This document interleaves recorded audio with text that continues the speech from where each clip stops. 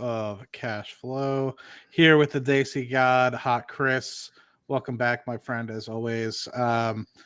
Today, big move downward. If you guys weren't paying attention to the market, big move downward after Jerome kind of had his speech. Way over exaggerated compared to what I thought it would be. Normally you see a couple bucks here or there, 0.5% up or down, but this one was a pretty big move. It ended up being, I guess, if you include what the nightly moves are looking at right now, about 1.1, 1.2% down on the day, ending back in the 4,300s for the S&P. Chris, did you listen to the speech? I haven't yet to listen to it, but Yeah. what are your thoughts? So, okay. Initially, it sounded good. Like he was like, oh, our job is to control inflation. That's our primary goal. We're not trying to crash the economy like everyone thinks. So there was one flat out question that they asked, like, oh, like, do you not see a soft, like you're not seeing a soft landing anymore, right? And I think that was the point where he was like, no, I still see a soft landing, but we're going to be cautiously optimistic in how we move forward, and we're going to be data dependent. And I think that's the problem right now. The data is not trending in the direction that we need it to. It was trending in the right direction, but I mean, if you look at this is pretty much what screwed us over this short period of time. So let me just share my screen real quick. So you can see here we were in pretty good shape. All throughout last year we were going from almost like double digits around 10 to now almost in August we had gone down all the way to 2% according to true inflation. The data is, of course, its own thing. But what happened was the price of oil and gasoline just spiked. So on a year over year basis, you're looking at going from negative 27% on prices of gasoline to almost going to a plus of about 4.5%, 5%, like nearly 5%. So this impacts a lot of industries because oil is one of those things that oil goes into gasoline and diesel prices and marine fuel and everything else. So it filters into the economy eventually, right? So people are spending more money on gasoline instead of on things. So the price of things is going to go up. So this is where the problem is for us right now, where we've had this acceleration in oil. Now the Saudis, like the Saudi minister, basically his logic, he just came out and said, look, we're not trying to crash, like we're not trying to cash in on oil. Our goal is just market stabilization, but it's blah, blah, blah. To me, I know the Saudis they want to make money. At the end Right. of the day, they need a certain break-even price to float their economy. They're going to get it. And so they have been on what is that thing? A production freeze. And so this is what's been really dampening our prospects right now. Now, the question that I have here is how are the U.S. drillers going to respond? Are they going to increase capex and get oil production higher? We're still not at the peak production yet. Peak production was around 13 million barrels. There's still another 500 million barrels of production left in the U.S., considering the peak that it was. Mm-hmm. But the problem is that with all these ESG initiatives and everything else, capital is hard to come by, especially with oil. So this is where the government usually has to, I don't know, kind of step in a little bit and support the local production of oil and get us to 14 million barrels.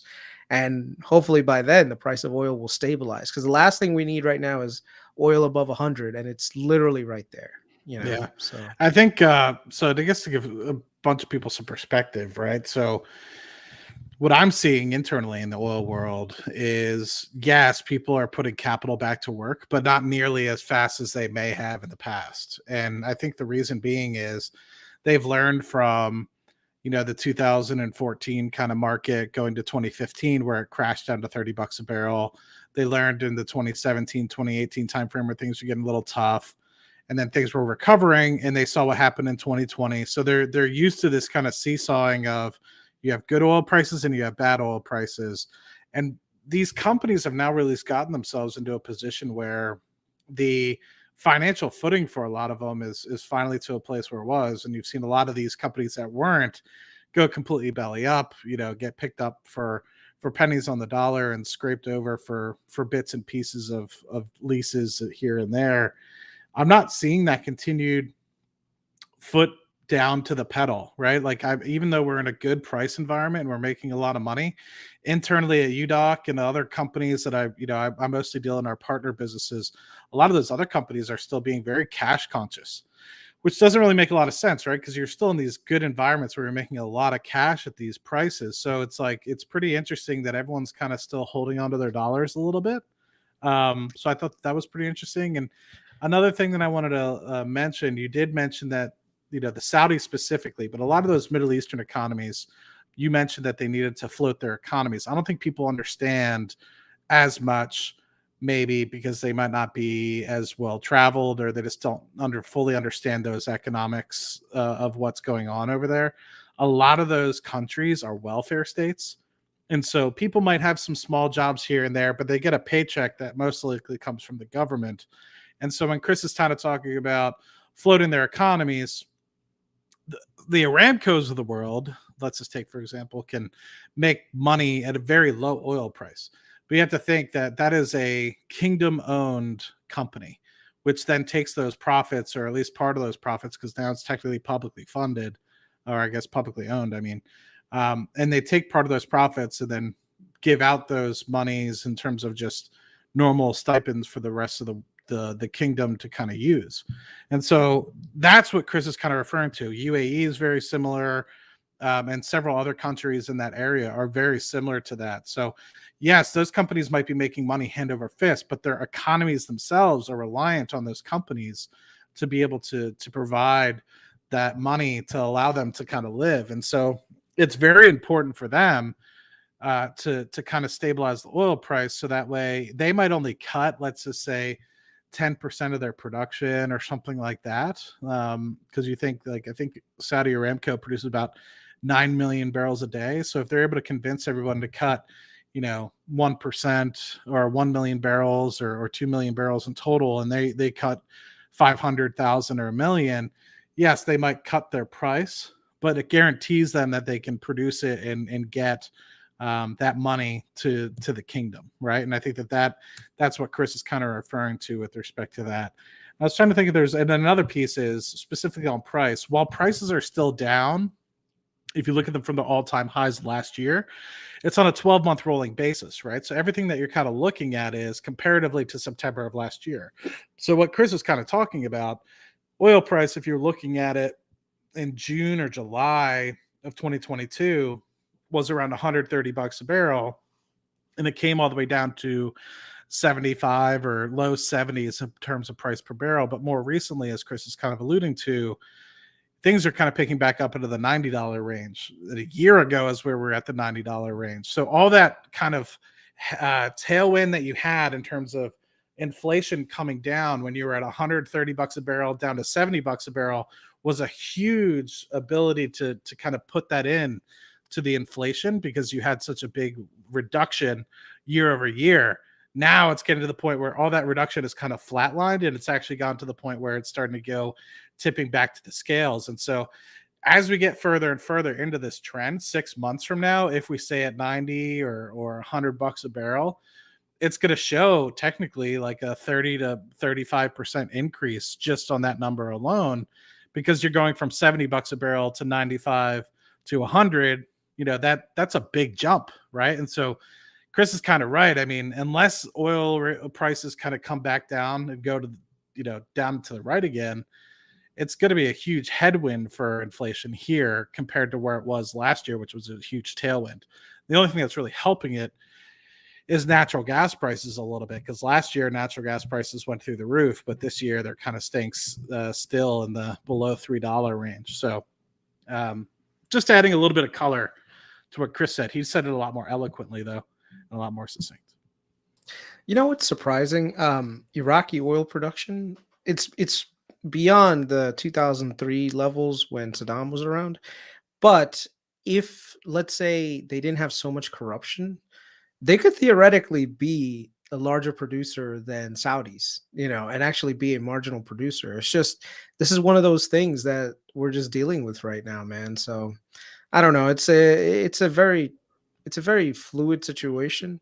On the other hand, it could mean a lot of positivity to some oil and natural gas plays. Um, but this is the thing. I don't know. Like, any of the cash flow that's coming in is going to be prioritized into three buckets for, I think, most oil companies right now. Priority number one, deleveraging. If they took on a lot of leverage to buy up companies and stuff right now, as they're making profit, they're going to delever like crazy. So I think if there's any bonds right now that are trading below par and with high interest rates that they might have been issued during COVID, boom, they're going to pay those off right away. Then comes boosting dividends, because a lot of them are dividend aristocrats, like ExxonMobil, dividend aristocrat. Chevron, yeah. And yep. And the last one is probably going to be share buybacks, because that's always nice to be able to float the price of the stock. And what's funny is a lot of oil companies haven't gone up like to the extent that they normally would have in the past, because I think so many people are worried about the longevity of these oil companies, considering that like now production, like EV production, is like scaling up pretty significantly. And you have to remember, oil prices are dictated by the margins, not necessarily by the bulk. So what happens is every year that goes by, you have 10 million EVs, and then the next year after that, if it doubles to 20 million EVs, year after that, that whole ramp in EV production and total utilization may impact like gasoline demand, like naphtha demand. But I don't know. Like, this is one of those situations where like you need a good forecast to figure out what you're going to do. So I don't know. It's such a weird place to be in this transition period, of going from gasoline to electric. But what's your prediction on that? Do you think we're going to go to EVs faster, or do you think a little bit slower? I think that like with everything, there's always this first wave that everyone thinks that it's the end. I mean, just like in 2020, people are like, we still use oil, right? I mean, I'm sure you probably heard that, from time to time. And I thought it was pretty funny. It's like, yeah, I mean, even at its worst, we were still using 80 million barrels a day during the pandemic. And it's pretty crazy. I mean, we still use 21 million barrels a day here in the United States per day, which is pretty crazy. It's about a fifth of the world's oil demand. I think that this Paris Agreement thing, while I don't disagree with it, I mean, I think that more sustainable opportunities is definitely the thing to be looking at. You have to recognize that not everyone is in the maturity of an economy like the United States and Europe and a lot of these other countries that can take the necessary steps to maybe utilize something that's be slightly less efficient or more costly, or has to do with building additional infrastructure and writing these government bills to be able to get them implemented as the Western world. And so while we kind of align ourselves, yes, the United States of the world and the Europes of the world might transition, which will still take decades on its own. You have these other economies that don't play as well with each other. And, I'm not talking down on Africa when I say this, but there's a lot of very independent countries that don't play nicely with one another, like an EU or like the United States, Canada, and Mexico. We have very good borders and very good geopolitical relations with all those sort of countries, even though some people might think that they're very tough. Africa is very, very different when it comes to the nationalism that you see within there, and being able to set up a grid kind of like what we've established over the United States. I mean, if you think about it, if you put the United States on terms of where it is in terms of size on top of Africa, it's like it wouldn't even take up that first top half of Africa, right? I mean, you could probably fit 3 or more United States within Africa pretty easily. So that just goes to show you the scale of how big an opportunity, and that's where the majority of the growth going to 2100 will be in Africa.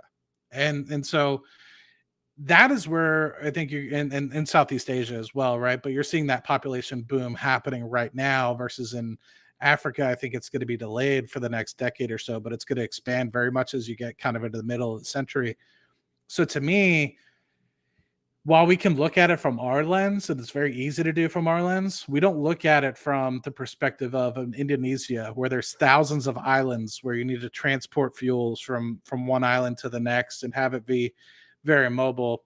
And it's also very difficult thinking about it from this perspective. Natural gas, its own, you need to have a lot more pipelines. You can't just put it in like a little container, right? You can't, like you can with petrol or actual oil itself. You literally have to pressurize the crap out of it and cool it down to extensive pressures and temperatures to be able to liquefy it. Now it's a great opportunity because you can fit so much energy density if you do that. But you see how large these terminals are in Sabine Pass. You see how large they're going to be off the west and east coast of the United States. These are big terminals that cost billions of dollars to be able to put in place. And so to me, I think that this is going to be a very longer transition. And while we might think that we're making a lot of progress by seeing all the Teslas driving around and things of the like, I still think that there's a long way to go for infrastructure. I still think that that is going to be a continued challenge that I don't think people take into account. Think of oil's been around now since the late 1800s to an extent, when Rockefeller was really starting to get his gig going. And the infrastructure's been built over that past 140 years to the point where now we're starting to be like, okay, when do we put this on skeleton crew? The renewable side has really only been up and running, I would say, to an extent where you could call it like an infrastructure. Maybe the last 10 years, 10 years before that, maybe, if you wanted to say it was like experimental and things. So like it wasn't really till like the late 80s, early 90s where people were actually actively trying to get these things up and running. And so to me, it's going to take another couple decades for it to truly hit a growth spurt. But I think it's stupid for anybody who thinks that it's not something to not invest in, just knowing that it's going to grow at double digit, 20%, 30%, like it has been rates over the past, say, a few years to going forward. Even if that base continues to grow, it's going to be growing at 20 to 25% per annum. And I think it was a report by the EEIA, the Energy Association, basically of America, that basically said, just this past year in 2022, more capital went into investing in renewables like solar, wind, than oil and gas for the first time in history. And so that just goes to show you where the capital is going in the United States. It's not to say where everyone's going in the world, but I think the United States, Europe need to be leaders. But at the same time, it's going to take decades to be able to build the infrastructure like we have the opportunity to do with oil and gas. And so I know that was like a very roundabout way to answer your question, but hopefully it provided a lot of context. Which oil major would you want to bet on if, let's say, things went the way that you think they should? Like, what's my big play is Shell. And the reason being is I work with them. I can't say too much. I work with them pretty regularly. They know what they're doing. They have a good resource base, global resource base at that. And they're, while it was very underlooked back in 2015, and you've been looking at oil for, 15 years, 10, 15 years at this point. So everyone probably at the time when they took over BG or British Gas, everyone was just like, what the hell are they doing? They're spending $40-50 billion. Now that is probably one of their most profitable parts of their business. They are looking at BG had a huge portfolio in Brazil that Shell is now printing on. And BG also had a large start of a liquid natural gas portfolio, which I think if you were to look anywhere other than Qatar or Qatar, however you pronounce it, depending on where you are in the world and whom you talk to, I think Shell might be one of the top LNG, if not the top LNG importer exporters around the world.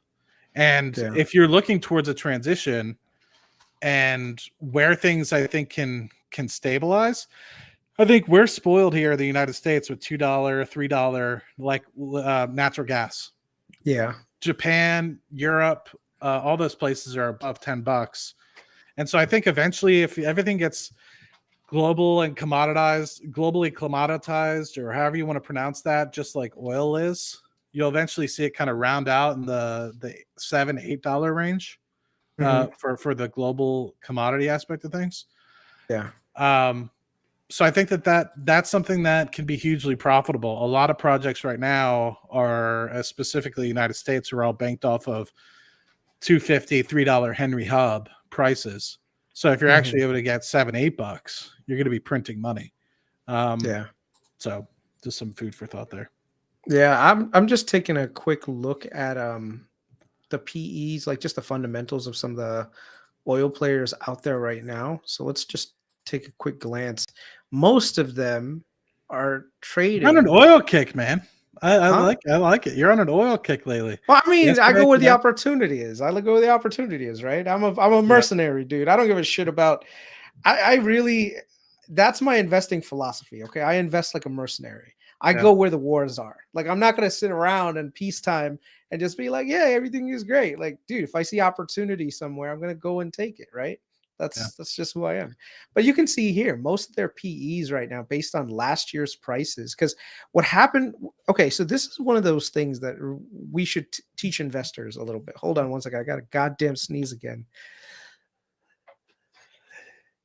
It's the government trying to get you to stop talking. It is. It is. But basically, a lot of times you could fall into like the PE traps, right? Where you see like a low PE and you think automatically, like, oh my God, this is a value company, like the PE is really low.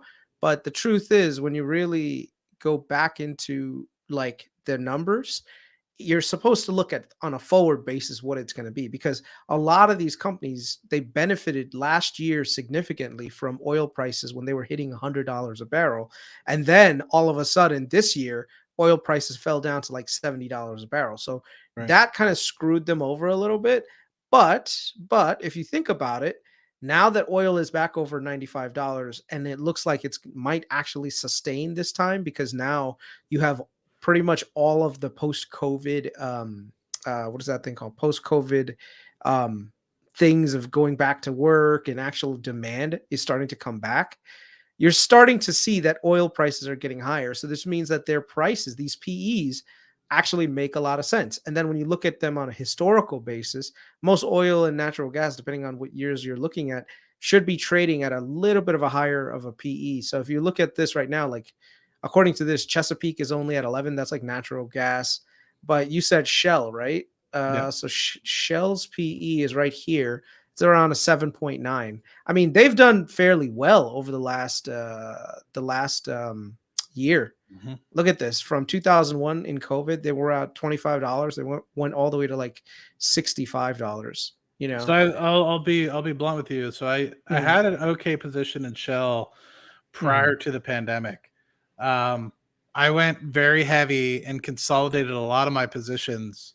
So like when Exxon started getting back into the hundreds not too long ago, I had a very good Exxon position as well during the pandemic, which I loaded up on.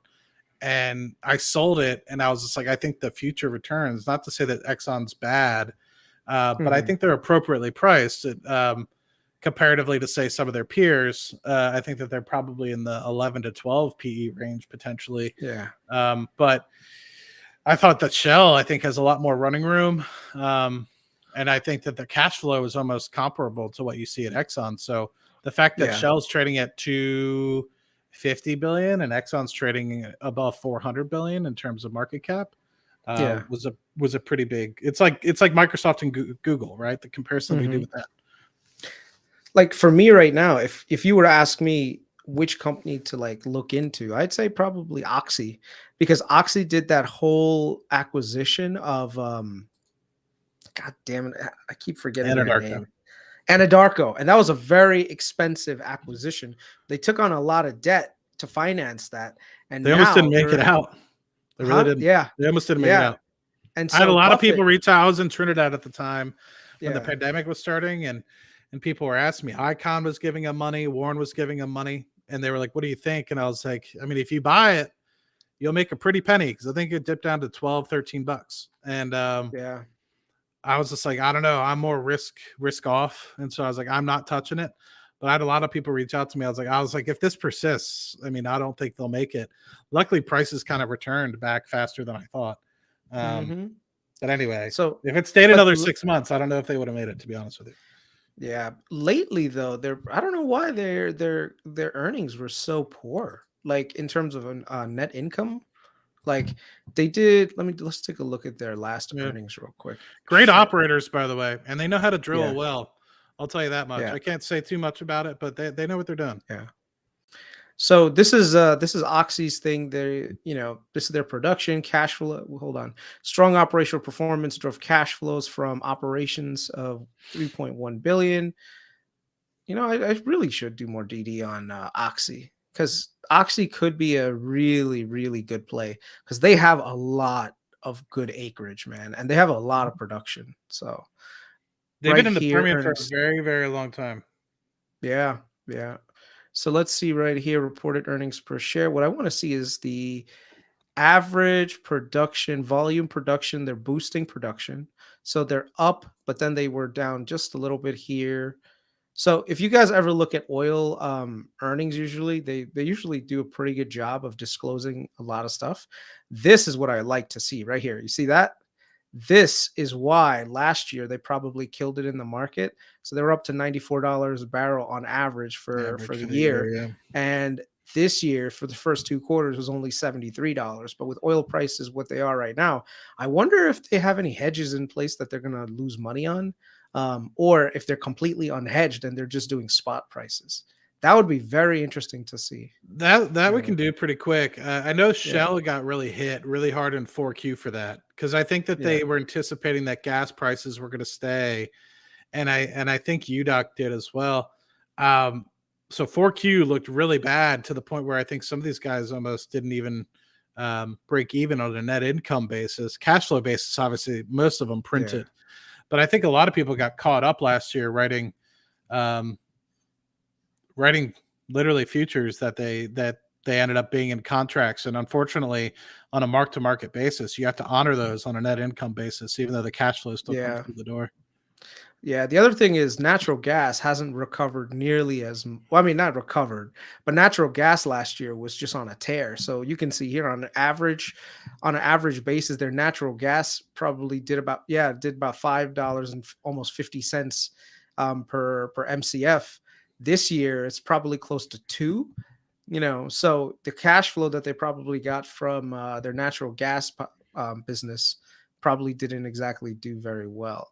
The NGLs I have to look at again. Yeah. So NGLs are natural gas liquids, so Yeah. So when you talk about natural gas, you're talking about really dry stuff, so methane and mostly ethane. Propane is technically, if you pressurize it, if you pick up a propane tank for gas for your grill or something, you swish it around, you hear the liquids. Those are NGLs, right? If you pressurize it enough, they come out of gaseous phase and they turn into liquids. And oil, if you think about it, I think a lot of people don't realize this. Oil is almost like soda, right? It's a conglomerate of a mixture, right?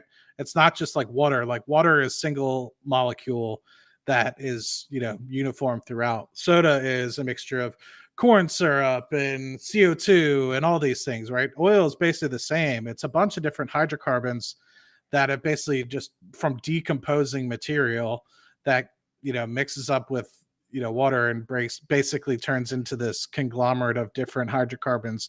Some of it's methane, some of it's ethane, some of it's propane, and some of it's like heptane, some of it's octane that you put in your car, like all that sort of stuff. So hopefully it gives you a little bit more of an idea as to like, I could go on a huge tangent because I explained this a lot to interns recently about like how the reservoir operates and how gas can come out of solution. Just like, I mean, when you produce this stuff, it mostly comes out as oil, right? One big solid, or not one big solid, but one liquid. And then you basically put it through a stage of different separation opportunities. And through that, it turns into water, oil, and gas. And then you send it through the pipelines, right? But in the reservoir, it mostly shows up as one liquid state. So, anyway, some more fun for you. But another thing on this particularly, like people might be like, oh, well, $90 to $70. I mean, it's still expensive at the pump. You have to think, I mean, you have to operate a lot of these facilities. So these guys lifting costs and operating expenditures as well as CapEx might eat up, $50 a barrel, $45 a barrel. And so when you do 90 minus 45, you're walking away with $55, worth of profit on each barrel that you can kind of run home to the bank. So when you drop down to 70, you're only really walking away with, what is that? I'm not good with math, 25. And so when you think about it, you went from 50 to 25, half your profit is gone, right? Because that underlying foundation of operating expenditures doesn't go away. So just because the oil price decreases, and this is kind of, there's inflation within oil industry as well, right? Chemical cost goes up, the amount to drill a well goes up, stuff like that. But, you still have to pay people, you still have to operate the facilities, you still have to maintain all the flow lines, you still have to do all the valve testing, all that stuff costs money. And so it doesn't just disappear because the oil price drops by 30%. And so, there's things and levers you can pull. You can lay people off, you can go cheaper vendors. And generally, when the oil price decreases, you can hire Halliburton for cheaper. Demand isn't as much. Yeah. See, kind of like what you were talking about, Chris, with like capital expenditures and stuff. If there's not as much people being put to work, you can generally work with Halliburton Schlumberger to get cheaper prices.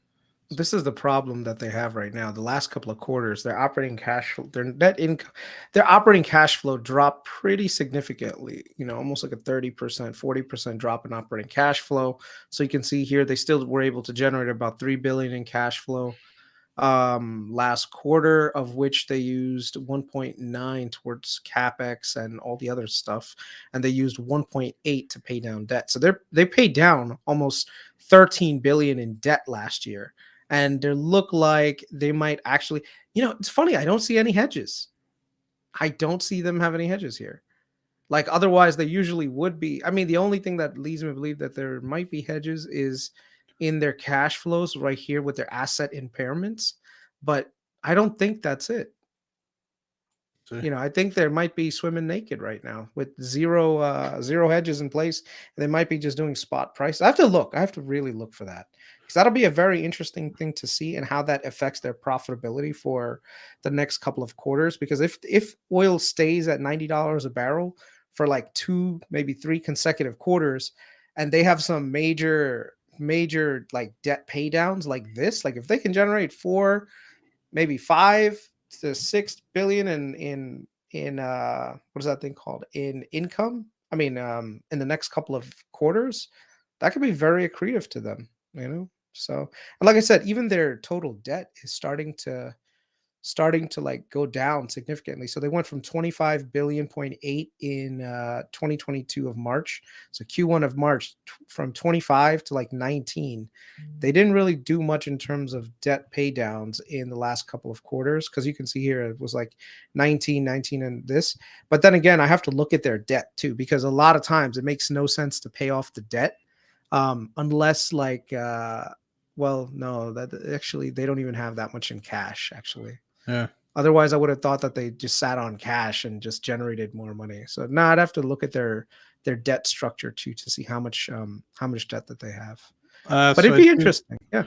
Yeah, I just wanted to show. So we were talking about the derivatives aspect of things, and this is the beauty of looking at 10Qs, because it tells you a lot about the inner workings of a company sometimes that you might not necessarily get from just looking at a net income or a cash flow statement or a balance sheet, right? So what it basically outlines here is, and this kind of explains what Chris was kind of looking for, because when we looked at VTS yesterday, you saw that everything was hedged, right? They wanted everything to be selling between 70 to 80 bucks a barrel, and is basically Oxy putting themselves in that much of a box as well, right? Are they doing that?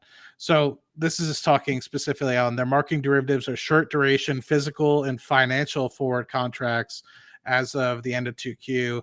The average settlement price was $73 a barrel, 265 MCF for oil and natural gas crude. Weighted average settlement price was $81.37 and $7.89 per MCF crude and natural gas respectively. Not designated for hedging instruments as required to be recorded on the balance sheet at fair value. Changes in fair value will impact Occidental's earnings to mark-to-market adjustments, kind of like everything I've been chatting about. Like if you know, the price goes against you, whatever. But there is contracts, right? But it looks like, you know, I do something similar with respect to it's not like that they're trying to hedge for 2 or 3 years out, right? It's all based off of, hey, we think we're going to be producing, let's just say 100,000 barrels from this facility. Let's find somebody that wants to buy this future contracts for, you know, these 10 contracts for these, you know, 10,000 barrels a piece, and give it to them, right? In the next month. It's not something that they're going to say, hey, we're going to be doing this for the next 8 months or 9 months or 10 months at this price to lock it in, right? They're mostly looking at a month-to-month sort of thing, which I'm familiar with. UDOC is, you know, in the Gulf of Mexico, UDOC, you know, is very familiar with that.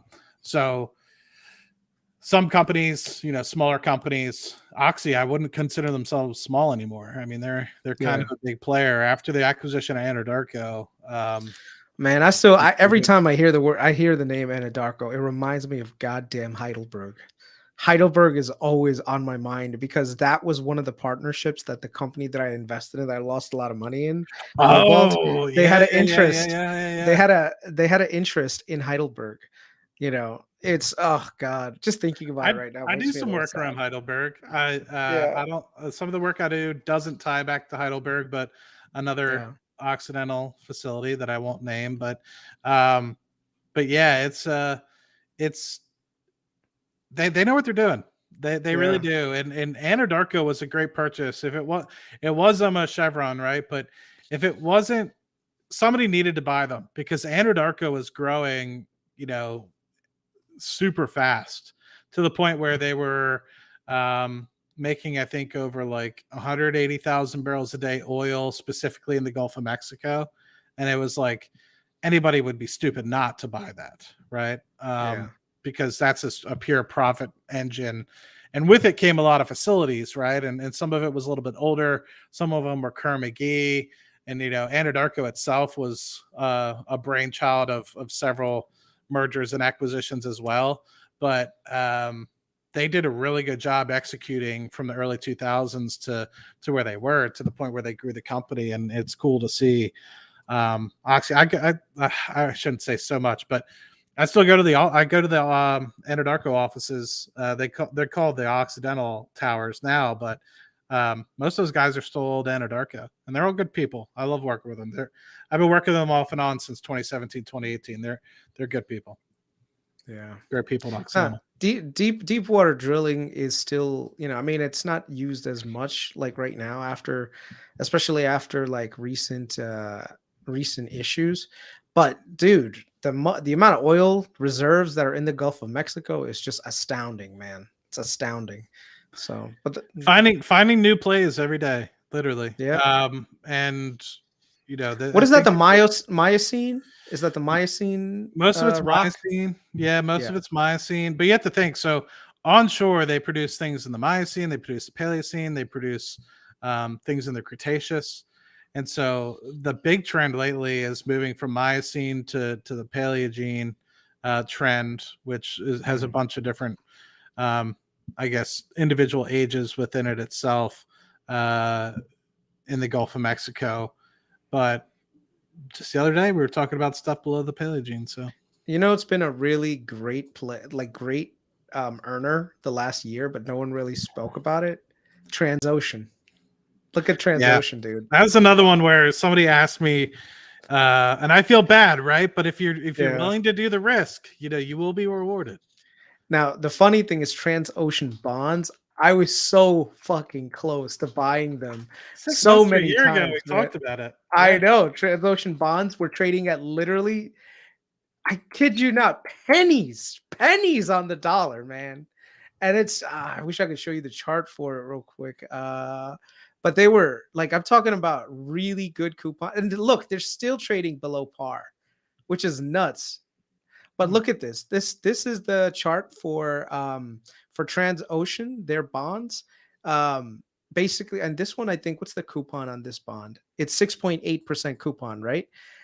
This, let's just look at 1 year chart or a 3 year chart. Yeah, there you go.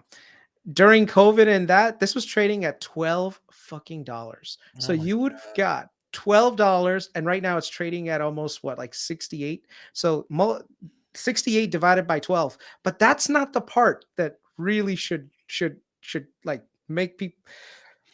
It's the Okay, if fact you were that you would have been getting a 60%, 68% yield basically. yes. So if you bought bonds on Transocean in during COVID and it would have got around $12, you would have literally, you see the 6.8 number, you would have that would have been juiced up 5 times over. So you would have literally been generating close to, like you said, almost $50. Because this So if you coupon put started at 100, right? yeah. This was Right a at this bit. So full basically, you would part. take Yeah. that 6.8 because it was dropping. If you bought it at that $12, Yeah. that's basically 1/8, right? So multiply that Yeah. 6.8. So you'd be making Let's 54%. You Yep. bought it at the Per bottom year. per year. Guaranteed per year, Not to mention all the capital appreciation that you would have got for the bond itself. So if you would have gave $1,000, right now that 1,000 would have been $6,000 Jesus. plus 2021, 2022, 2023, you would have got like 500, 500, 500. So imagine you took $100,000, you put it into this bond, that would have turned into 600 and what is it, like $680,000 right now, right? And you would have got $50,000 a year of interest payments for the last 2 years, and that's not now. That's not now. You keep getting that, by the way. You Yeah. keep getting that. So Until when's this bad boy? man, this is what. He's so excited he fucking exited himself out. That's fucking That's so funny. Oh god. That was super funny. Oh man. But I think what Chris is trying to say is, there's these opportunities. Dude, you were so excited you exited yourself out. No, I exit. Yeah, dude. Let me tell you, this is it kills me. And I made a, who I bet on instead, like an idiot? I bet on fucking Sanchez. Like Sanchez was the bonds that I had also during Sanchez Energy. Do you know who Sanchez Energy is? No, that name sounds familiar, but They were in they had acreage in the Eagleford. So I had bought their bonds as well, but that didn't pan out very well. So, but I didn't lose a lot. I just put a little bit in it. But it just goes to show you that if you know what you're doing, especially with oil and natural gas on the debt side, you can make a lot of money. Like I've made hundreds of thousands of dollars like that, but I also lost hundreds of thousands of dollars. That's just oil and natural gas. It makes me feel like I need to dive deeper. Like, I'm trying to think what other sectors are hurting right now that you could take advantage. Like, I feel like oil is so cyclical that you could, but I wouldn't be surprised if you went into Vail or something like that. And Vail, so for some reason, people still think Vail is like, it's gotten better, right? But people still looking down. So I wouldn't be surprised if you're able to pick it up for something like pennies on the dollar. And you know what? You know which one was commercial real estate? Commercial real estate, that's a good especially point. on commercial real estate on the bond side. There are still some really good deals out there. I know that there's a lot of PE funds and hedge funds that are buying up. Like Fortress has been buying up a lot of debt. So and did you see the new CNBC article with 90% of employers saying that they're going to have employees back to the office again? Like it just came out. I'm skewed by Yeah. all that because I've been back in the office since May of 2021. Yeah. I know some of my friends, like they've always some people have always been, I guess, rooting for the failure because I mean, you think some of these smaller companies, it's very expensive to keep people in some of these office buildings. So right here, 90% of companies, they'll say they'll return, but 5-day may not happen. But dude, like I'm telling you, New York City and a lot of places that have commercial real estate, that's why you keep seeing SLG. Like SLG right now, even with the market being as shitty as it was, is still up to like 41.50. And look at the dividend. It's a 7.84% dividend. Yeah. And that's after their cuts right now. Their operating leases, they just signed like a whole bunch of new leases. I actually put it on the Patreon if you saw this morning or the morning before. Yeah, if you get a chance, read it. But basically they signed a huge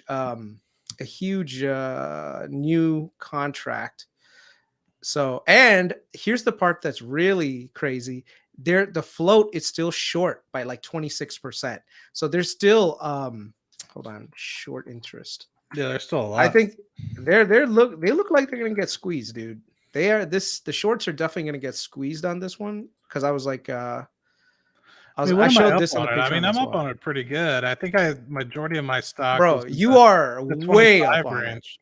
I wish I bought. I wish I listened to your ass though. I should have bought leaps like you did. And Maddie, afraid to lose money Yeah. boy over here. So I'm up 82%. Dude, my brother has Well, about that includes reinvested yeah. dividends, so somewhere in that range. My brother has about $500,000 in SLG right now. Can you fucking believe that? Dude owns a gas station. He's probably gonna be a fucking millionaire by the end of the year, dude. Yeah. I mean, he's already Is that like technically a his millionaire first with all investment? this. No, he's invested in other things before, but this one I called him in the middle of the night in I think May, and I was like, "Listen, what are you doing?" What He's are you like, doing right now? What are you because wearing? he spoke to me like a few months ago, right? And he was like, "Listen, I think I'm gonna buy this like run down place and I'm gonna rehab it and I'm gonna become like a real estate investor." And I said, "Look, Yeah. man, if you really want to do real estate right now, let me figure this out for you. Give me a second, right?" And so then what's his name? Steven, dividend streams. Mhm. He spoke to me about it first. He's like, "Chris, you should really look into SLG." And I'm like, "Okay, let me take a look." Anyone comes to me, the first thing I do is I go through everything. And I'm just like, Yeah. this doesn't fucking make sense. Like the assets are good assets. They're prime real estate assets. So then I Dude, I looked up, swore when you guys were like whispering about it and you're like, just take a look. I yeah, thought something was just gonna come out of left field. yeah, I yeah. really did. Like I was just like, there's gonna be something I'm not reading. Like and it's Mm-hmm. just gonna come out. And like to be fair, and I know I cut you off, so I apologize. Mm-hmm. No, it's To okay. be fair, I was just like, some of these deals, but I'm like, these are literally trophy properties. You know what I mean? Like we're Yeah, not talking about some like downtown middle of Omaha, like Nebraska sort of real estate. Like we're talking creme de la creme. Like if you're looking for two cities that can't go down, or say a handful of cities that can't go down, it's not going to be New York and it's not going to be London, right? And so if yeah. you have premier trophy hunted real estate in either of those cities, you'll be doing fine. And that's what SLG had. And I was like, I'll gamble. Yeah. It was such an obvious, especially when you looked at them from their cash flows, more than enough to cover the debt, more than enough to Yep. cover the dividend, and the owners have a large stake in it also, so they're getting paid in Shares. dividends. So it was like it made total sense to me. So I was like, "Yo, Matt, you got to check this out." And so, Yeah. bro, my brother, I told him about it. So he was like, I was like, "How much money do you have?" He's like, "I got about 300,000." I was like, "Okay, buy SLG." Now here's the thing. I thought he was gonna buy a few thousand shares and call it a day. This dude went all in. He's like, "Fuck that! You said it's a good stock. It's a good stock." So right now he's been collecting per month a shit ton in dividend payments, and he's got a ton of capital That's at appreciation. least $3,000 a Yeah, month in yeah, dividends. 3,500, close to Yeah. 3,500, man. So he's doing exceptionally well. Good for him. Exceptionally well. He's got Yeah. more balls than me. You Daisy Yeah. gods, man. I need to Nah, you know what it is? He's just he's one of those types of people that like he's very practical. So when I spoke to him about it and I showed him the data, he's like, "Okay, cool, no problem, let's do it." So I mean, I have an SLG position too. It's very sizable, and I don't want to disclose how much, but I'm doing very well myself. yeah. So it's just one of those things where if you get into the right sector and the right company at the right time, you could do exceptionally well. And I think there's still a lot of juice left in SLG before it Mhm. becomes one of those things that, I mean, I think at $40, it's not as Not as good. juicy of a return, but it's still a good return if you're trying to like, especially if you want to like keep up with the market and maybe grow a little bit more than the market. Plus the dividend's really nice too, so Mhm. that always helps. So it's a combination of two things, man. So it is what it is. There are some other REITs that I'm looking at that have like similar return potentials, but they're nowhere near as premier assets that SLG has. Like you just couldn't beat SLG's assets. Mhm. Top of the line, class A buildings all over the city. And right now with all the workers going back, their leasing rates are going to jump back over 90%, in which case, in my opinion, they're probably going to be able to boost their dividend another like 15-20% by next year. And they might even do a special dividend with $1 by the end of this year also. So if that I've seen that happens, they've done that in the past. yeah, I'd be fine with that. Hey, I do have a question because a lot of people love Realty Income. They call themselves the monthly dividend company. I think they've raised their dividend now for like 120 consecutive quarters or something stupid. They pay an okay yield, but they're triple net, right? So they're mostly like CVS's, Walgreens. What do you feel? Is that something that you're like, okay, at the right price? Or is it kind of like, are you like me, where you think in the medium term, it's going to be something where it's going to get really hit by Amazon e-pharmacies and things like that, that's really going to hit their bread and butter. And unless they change their strategy, which I'll mention in a second, then I think that in the medium term, it's going to be really choppy for them. And I have a position of this. It's actually a couple hundred shares worth. And I've actually been, I'm up on the position overall, but I'm thinking about selling it because I think for me, a lot of Walgreens, especially in inner cities, a lot of theft. No, man, They're with closing a lot of down. theft. That's one of the reasons why I don't touch them, is because I don't have a high opinion on retail businesses right now, like physical footprint retail. For some reason, this just irks me. And if you look at like even Dollar General, right? Dollar General, I think, which is, I know Amit was talking about it. like Dollar General today was finally a decent green day, but look at this. Went from 250 to about 115, man. Almost 51% drop. I mean, profitably, they are profitable. They are doing well.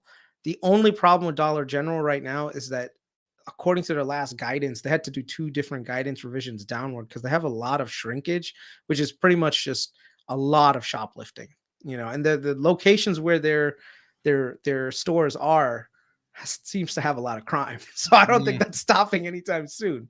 So the thing that I think, Chris, and you and I talked about it a good bit, is like any of these companies that loaded up their balance and debt sheets with bonds in 2020, 2021, because everything was so dirt cheap. I mean, at some point, a lot of these guys are going to kind of have to come back to the market and say, hey, we didn't stack the cash. We have to pay and renew a lot of this debt, because they're not going to pay off the principal, right? A lot of them have spent the money to grow the businesses, and that was the intent, right? For a lot of these companies, get debt cheap and they grow the business and then pay it back later. I'm curious what companies are really going to get hit by that, and if Dollar General is one of those ones that will, because I know that they're growing like crazy. In rural Pennsylvania, when I go driving up to see my mom, there's a lot of different ones that are en route on the way to her. Let's look at their debt. Let's look at their debt. Yeah. If they have, I wonder how they finance, because I know that their operating cash flows have been pretty good. So let's take a look. So here you can see the drop off. This is their CapEx. So they've been doing a lot of capital. Anytime you see guys, if you see CapEx, that means that the company is spending on growth. That means that they're making buildings, they're making products, they're making factories. These are fixed assets that they're doing capital expansion with. So you can see here, they've been doing a lot of CapEx over the last year, right? So that now the question is, where are they getting their money from? Are they funding that from cash flows, from operating income, or are they doing it from debt? And so this is where you can look at their debt. Let's look at their financials. It looks like they're getting ops cash, but it looks like how much they're spending, they have to be issuing something. Yeah. Let's see their cash flow, or look at the balance sheet, and then we can look at their cash flow statements. So the balance sheet, according to this, their liabilities, short-term debt is non-existent. Yeah, they've been financing it through debt. Look at this.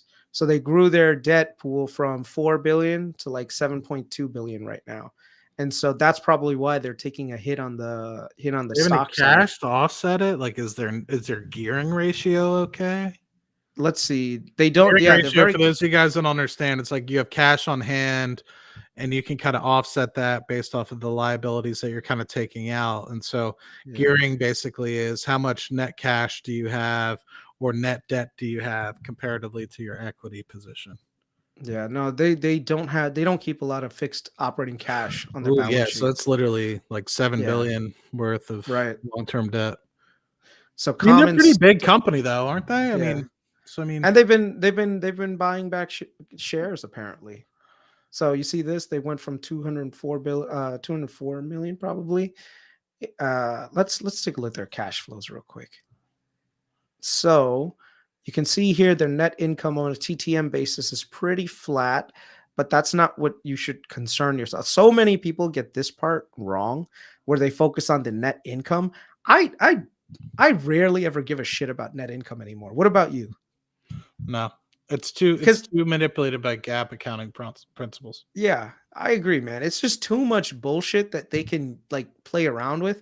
What I always look at is this right here, cash from operating activities. I want to see like which way they're trending. And you can see here they're trending down. So they went from 2.2 billion in operating cash to this quarter 1.7. And then in terms of investing, so they Yeah, did they're spending capex of about 1.7. yeah, on a TTM basis. So let's just do on a quarterly basis just to see maybe they'll scale back their capex. Uh, so they did about 469 million in net income, and now they're down to operating cash is about 536 million.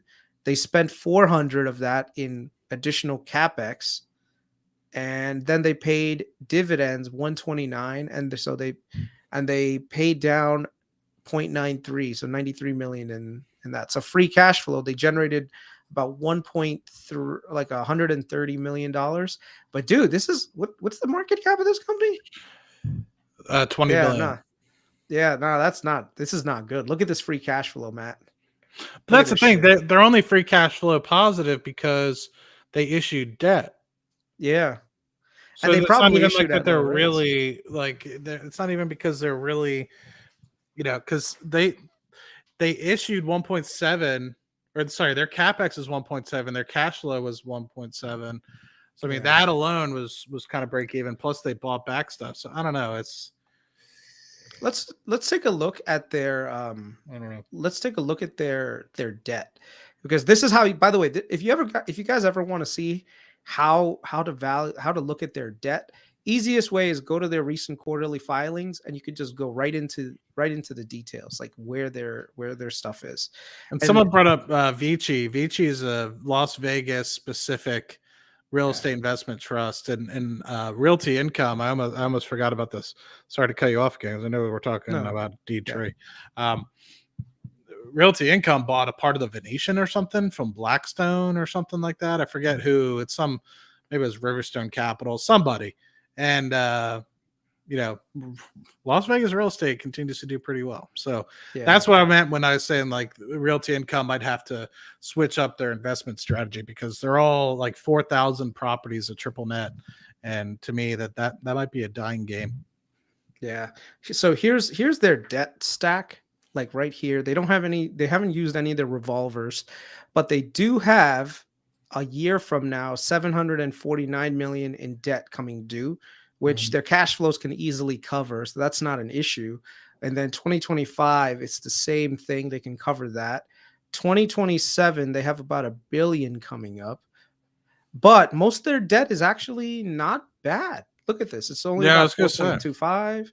So in terms of debt, they structured their debt very well. So when you guys are looking at stuff like this is actually pretty good.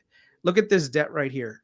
They issued recently in the last quarter, they issued about a billion at about 5.4 billion of 5.4 percent, and they got it for it's not bad. It's not, That's and pretty especially good. with their operating margins are close to like 30%. So it's actually not that bad. The only problem is they really need to scale back on capex and start working on the debt, because otherwise what's going to happen is if they keep issuing more debt, it's not going to be at favorable rates like the fours and the threes, and I think some of them are actually 3.5s. So yeah. Yeah. And they Mhm. don't have any drawn on the revolver. So in terms of debt, there's no issue with this company. Like, I know a lot of times people will see like the headline of debt and be like, oh my God, this company's got so much debt on the balance sheet. Honest to God, like no one gives a shit how much debt you have as long as it's something that you were able to manage. So, like, an example is Apple right now. People don't know this, but Apple has $100 billion in debt because Apple financed a lot of their share buybacks using debt also. But Apple, because it's AAA rated, dude, they issued it at like fucking 1%, at 2%, and people were just buying up all the debt for Apple. So right But then you now, look at Apple, you look at Apple's gearing ratio though. They also have yeah, $100 on or $100 billion in hand in cash. yeah, So it's like exactly. technically, it's like you could wipe that out tomorrow if you really want to. Yep. But they, why would they? Why would they? It makes no sense because they could just use the cash that they have on the Mhm. balance sheet, do it short-term treasuries, and make 400 basis points on just a spread on their own Mhm. cash versus the debt. Bro, I would hate to be a fucking debt owner on Apple. I don't even know why people would buy Apple debt, to be honest with you. You know, it's such a, I don't understand it either, unless you're like an insurance company and you need something. But yeah. I do want to explain. I mean, a good thing that people like to look at is maybe debt to income or debt to EBITDA Hmm. or something like that. And so that's something you can kind of look at here. I mean, the 1.7 billion in terms of cash flow, that's kind of a number you can go by. $7 billion worth of debt on the balance sheet there that you kind of was able to kind of conjure up. And if you kind of look at the debt to income in that respect, it's about 4. So it's not awful, right? But it's also not great. But as you kind of saw, it's like if they trim back a little bit on their kind of expansion plans, they could pay that off in a couple of years. I don't think that they would be too hard pressed to be able to do that. I think the thing that scares me a little bit though is even though they're investing aggressively at the 1.7 or even if it was like a 1.5 or so, the last several years, uh, their operating income was kind of staying flat, if not going in the wrong direction. It was going down. And so Yeah. that was kind of fearful for me, which is like, well, shit, like are there inflation costs and theft hitting them that hard where even though you're opening up that many stores, it's really not moving the dial. And so that's what I'd be concerned about is like you're investing 1.7 billion a year, of which yes, you're getting favorable interest rates that you're able to issue bonds at. Um, but if you're not able to increase your total net income for the business or the operating cash for the business, Yeah. it's yeah, you're basically lowering your return on capital employed at that point.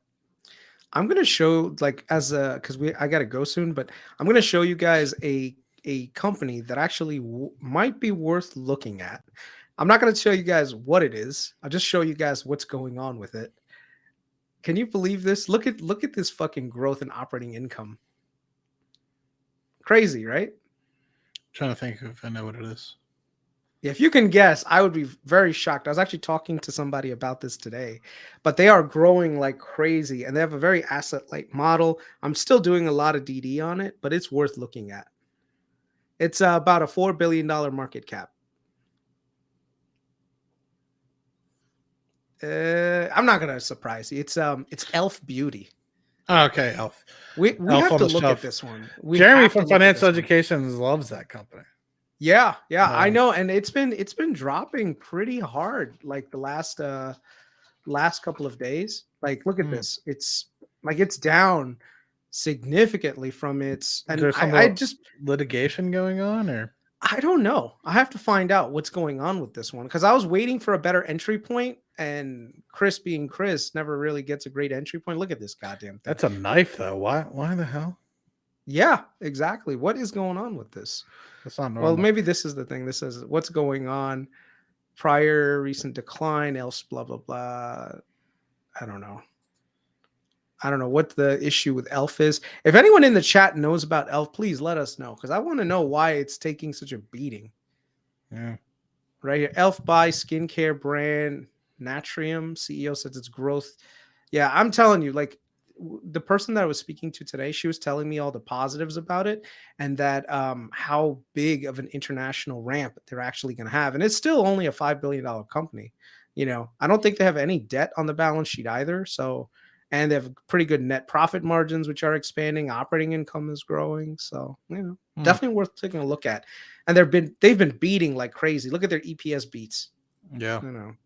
So Hey, I did want to bring it up yesterday because I don't think we got into it specifically about VTS, and I did want to note. So, and you probably already know this as well. The thing that scares me with a company like that is like unless they're really prudent about finding the next play, eventually their drilling locations are going to run out. I know they had probably several years before that's really too much of a concern, but I think the thing that concerns me a little bit is like they have like royalty trust companies as well that you can invest in, like San Juan Royalty Trust or like the Prudhoe Bay Royalty Trust and stuff like that you can invest in. It's like almost like that where you kind of have a net asset base and you're kind of just developing them out, and you have kind of like a working interest, but not really for the royalty trust. But you know what I'm kind of saying.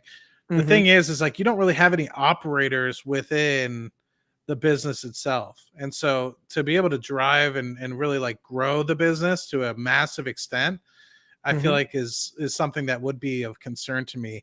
If you're looking at it from a long-term dividend perspective and you're saying these guys are probably going to buy back some shares, they're going to, keep the dividend up and to the right.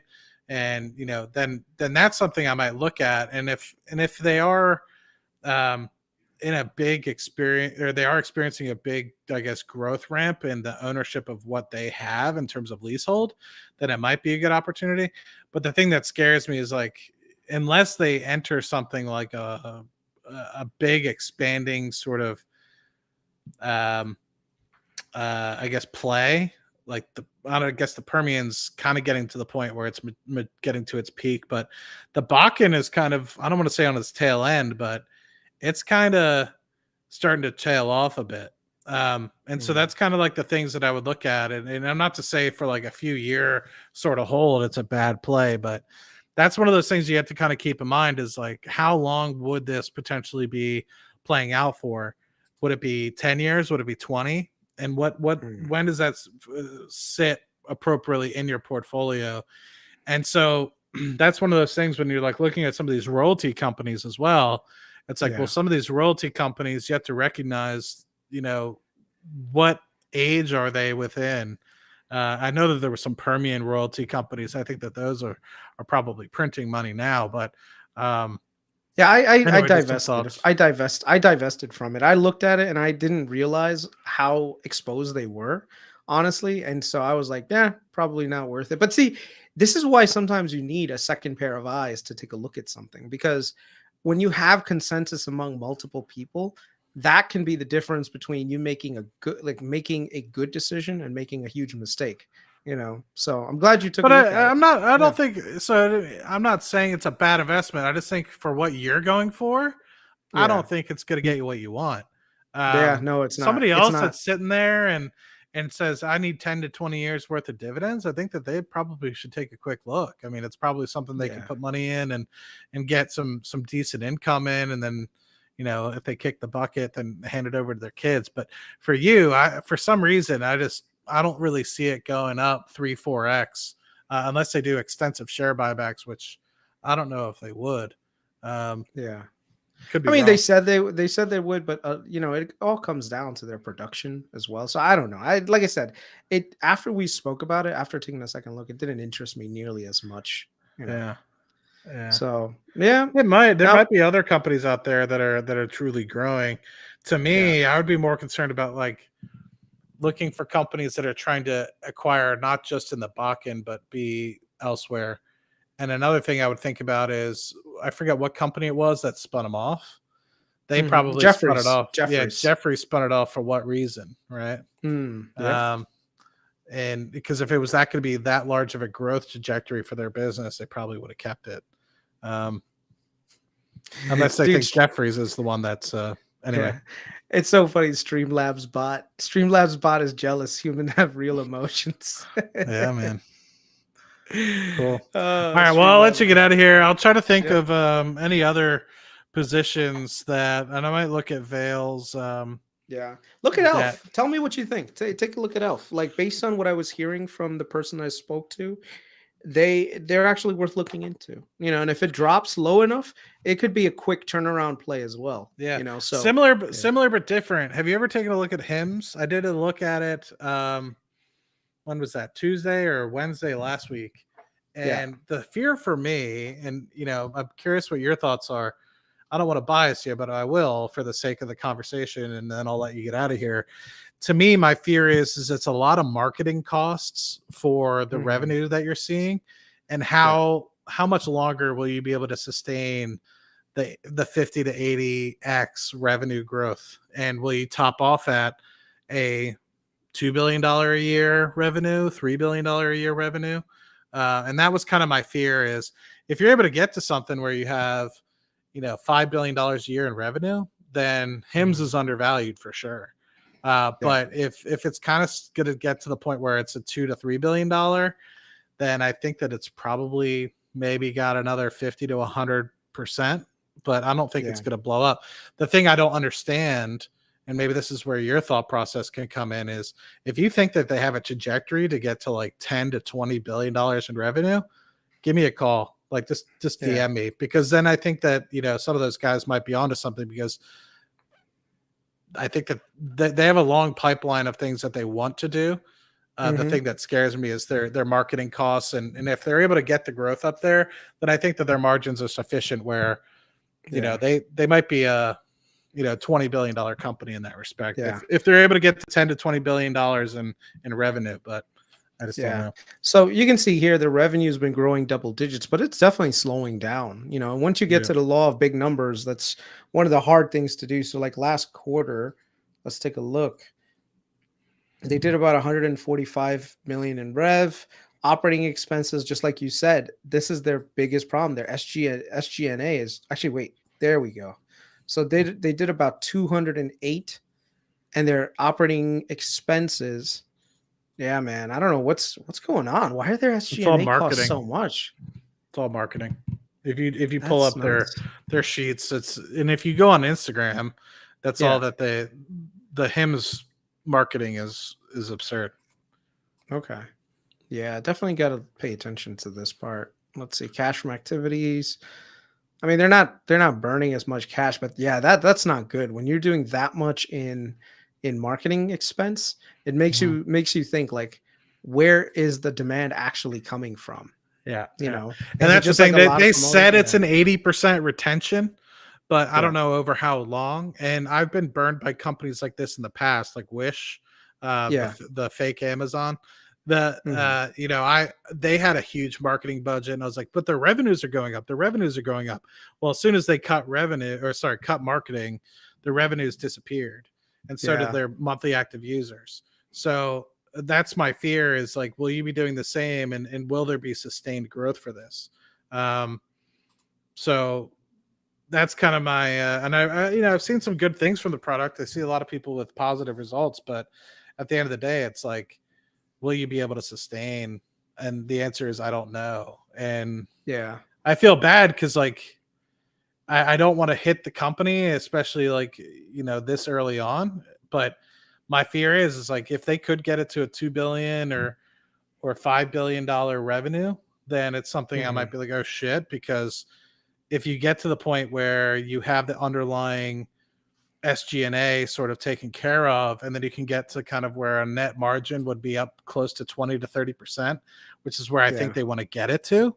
Then you start thinking I think it's like a $4 or $5 billion company today or something like that. And it's like, if you get yeah, the net income up to like 500 or $1 billion, then I mean the valuation of the company is going to skyrocket from here. You're yeah. probably looking at a couple Xer here, but uh, They don't have any debt, which is good. And then on top of it, their equity has been growing slightly, but not really much. Because like I said, they're just spending a lot in marketing costs. Like marketing yeah. is probably killing them. Sorry, So I thought it was a 5 billion. It's a a 1.3 one. billion. Yeah, it's a 1.3 Yeah, billion. They just generated their first net income quarter yeah, of about 11 billion. So if they have a runway, if they can maintain that 11 billion, it's 44 million, which is still very low. you yeah. know. Yeah, now there's better deals out there, but the key here is can they maintain the same level? And this is the thing about a lot of companies that have marketing expenses. Can they maintain their marketing expense, but also at the same time grow their revenue, Yep. right? Their revenue has gone from 44% year over year growth to 15%.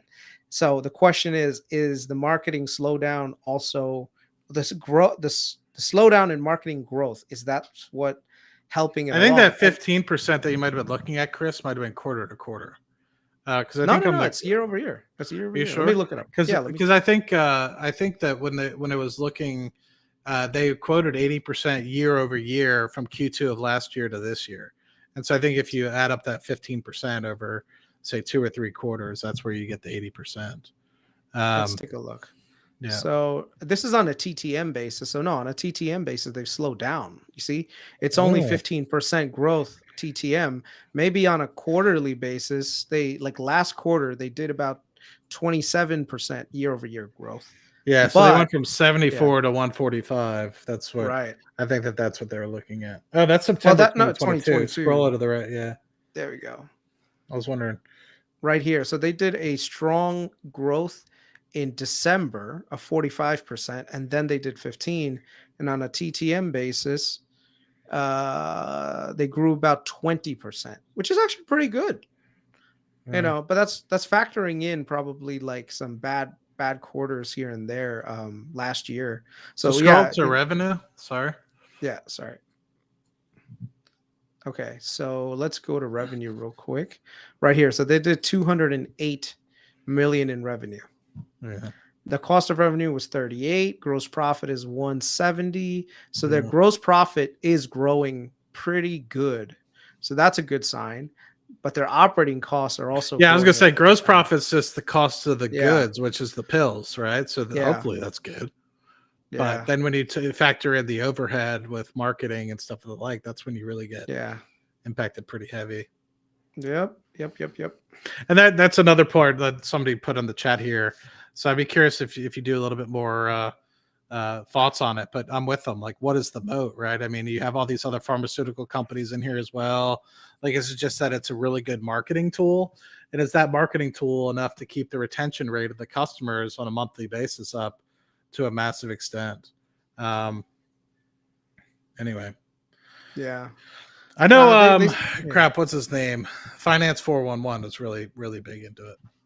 Yeah, yeah, and I one of my other friends too, Sam Mercier, he's also big into hymns as well, you know. And Sam's pretty good. Like Sam does a lot of research, man. He's like one of the most underrated people that I know who like loves the stocks. Like me and him have spoken quite a few. I'm going to reach out to him.